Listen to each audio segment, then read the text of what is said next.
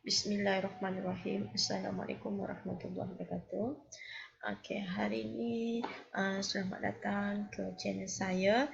Hari ini saya nak bercerita tajuk sistem endokrin. Okey.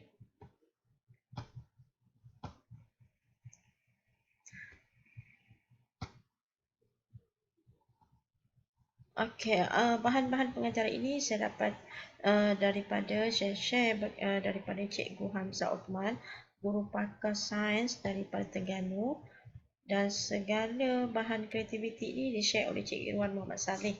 Okey. So, kaedah yang kita gunakan ialah mengingat secara kreatif, di mana kita mengingat makna-makna bagi setiap huruf. Okey, dalam sistem endokrin, terdapat kelenjar endokrin. Apa dia kelenjar endokrin? Kelenjar endokrin ialah merupakan satu kelenjar tanpa duktus. Duktus ni dia tak ada saluran. Okey. Dan kelenjar endokrin ini fungsi dia untuk merembes hormon-hormon yang penting untuk tubuh badan manusia.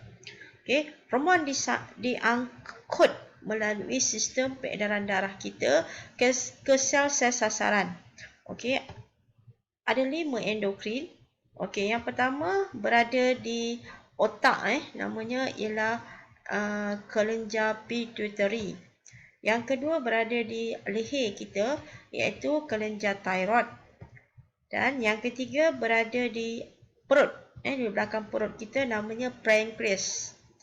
Yang keempat di atas buah pinggang ataupun ginjal kita, namanya kelenjar adrenal. Dan yang kelima, bagi perempuan ada namanya kelenjar ovari, dan bagi lelaki pula namanya ialah testis.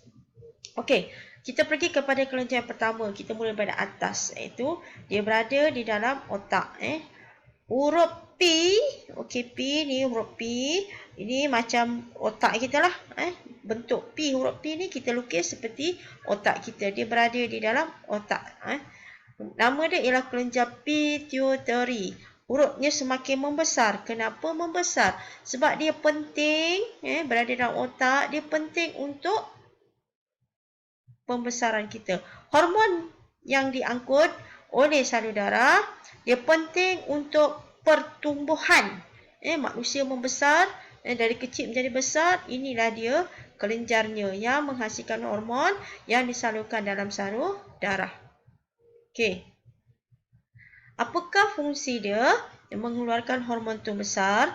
Fungsi dia mengawal kadar pembesaran tumbuh besar. Sebab itu huruf pituitary itu dilukis membesar. Okey, jika hormon ini berlebihan, apakah berlaku?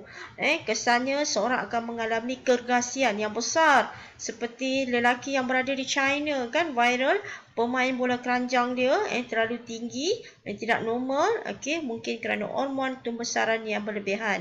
Yang kurang pula, apabila kurang, seorang itu akan mengalami kekerdilan, seperti yang berlaku di India, yang kecil saja orangnya.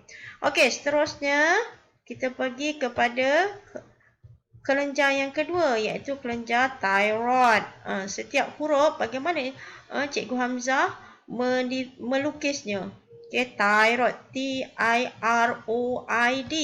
Okey, setiap huruf itu ada kepentingan dia. T ini kerana dia mengeluarkan hormon tiroksina. Okey, tiroksina.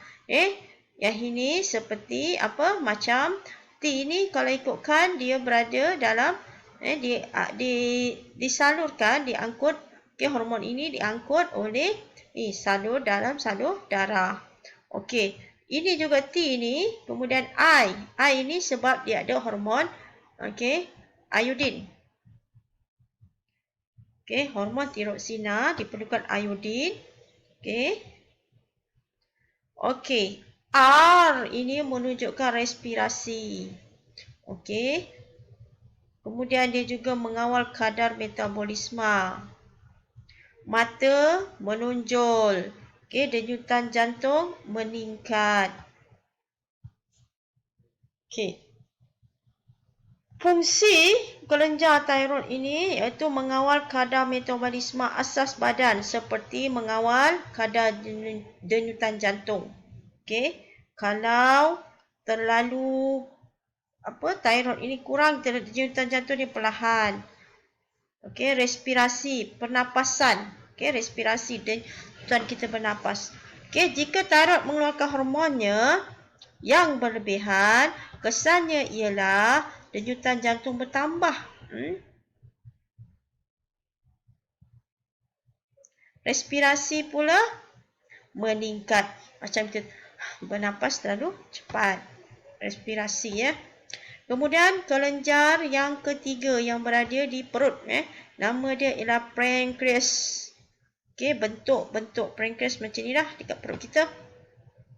Okey, dia perlukan hormon, menghasilkan hormon insulin. Okey, kalau insulin berkurang, kandungan gula akan bertambah sebab fungsi dia mengawal gula. Mengakibatkan penyakit kencing manis. Air kencing seorang pelajar didapati mengandungi glukosa. Glukosa ni gula.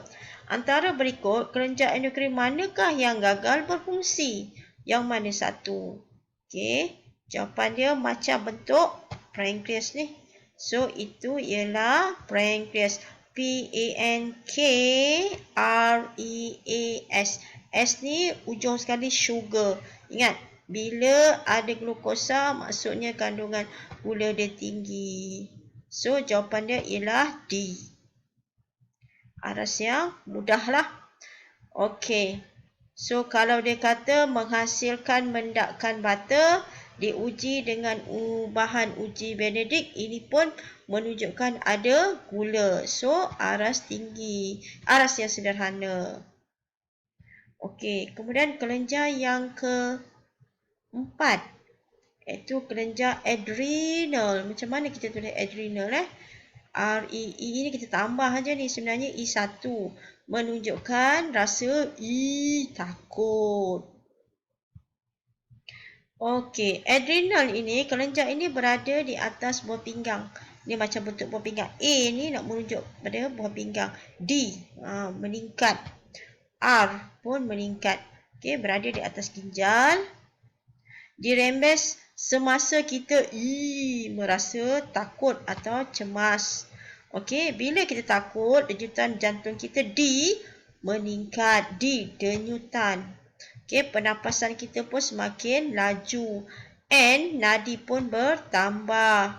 Okey, takut, mata membeliak, membesar. Dan juga salur darah mengecut. Namakan kelenjar yang berada di atas ginjal ini adrenal. Hormon yang dihasilkan adrenalina. Semasa bila dirembes? Masa rasa cemas.